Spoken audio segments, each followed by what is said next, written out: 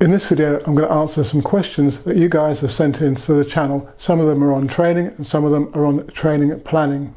Flunks asked me a question on my video about how I plan my training, and he wondered whether or not the block methods, the undulating periodisation method that I use, could be held in reserve, as it were, to be played as a joker at a later stage in the development of younger athletes' training, i.e. when they were 17 or 18, that sort of age range. I actually think that the block method, undulating method, is ideal for training young athletes, in that it keeps the focus on specific preparation, on skill development. You don't get caught up in building volume and training for fitness for the sake of fitness. Rather, you are sowing the seeds of how to jump, how to sprint properly in young athletes. So I coach athletes from the age of 12 upwards, and I literally use the same approach that I do with the older athletes. Of course, I have to dial down the intensity, but I still go through the blocks of drills, the units of drills, and the development of specific technical qualities, such as the ability to express power through foot strike, proper arm action, core integrity, and hip rotation power, foot strike, etc., as I've said. So you can skill up a young athlete at a very early age with this approach. It can be difficult when you've got large groups perhaps and lose sight of the need to be a technically driven coach, have a technically driven session. However, in my experience, if you do focus on technique and skilling up the young athlete, it will pay great dividends in the future.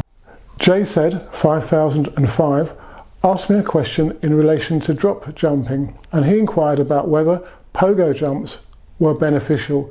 Well, yes, they are, and by pogo jumps I'm taking him to mean vertical displacement jumps where the power comes through the ankles and with minimum knee bend. We do a lot of these. I call them straight leg jumps, and as well as doing them on the spot for that vertical displacement, we'll also use the straight leg concept when going forwards, for example when doing partial bounds, and also on and off low platform bounds. So we're trying to create a lot of false return from a very shallow knee angle with a stiff ankle joint and a stiff hip joint as well, so that you're learning to move through the contact, just bouncing really and not putting too much energy into the actual contact. You're using the elastic properties of your legs. I've also had quite a lot of questions about how to increase height in the long jump, height from the takeoff. Now, there are a lot of videos on the channel dealing with that subject, but in brief, you've got to set the jump up properly to enable yourself to position to impart both vertical and horizontal force on the takeoff. So you need to do a lot of work on properly setting up the jump. I use mat drills and platform drills in order to do that.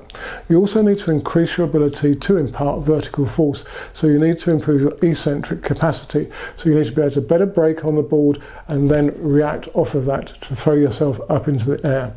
A recent video had numerous drills that had an eccentric bias that will help you do just that. So I hope that very quick answer helps those striving for greater height. One thing I will add to that though, don't try to jump high. As long as you position correctly, develop the right strength and power, and have a good technical takeoff and technical flight technique, then you will get more height. If you try to jump up, then you're going to lose horizontal velocity and come straight back down.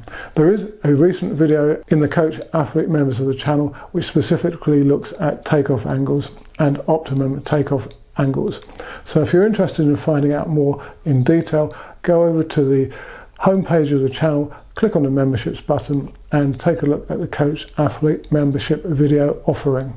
If you've any specific questions from the channel and the videos I make, or in general, then do leave them in the section below or through my other social media. And good luck with any competitions you've got coming up, and of course your training. Do subscribe to the channel and give this video a thumbs up. And if you're interested in the free lap timing system, accurate to 2/1000ths of a second and extremely portable, then do drop me a message.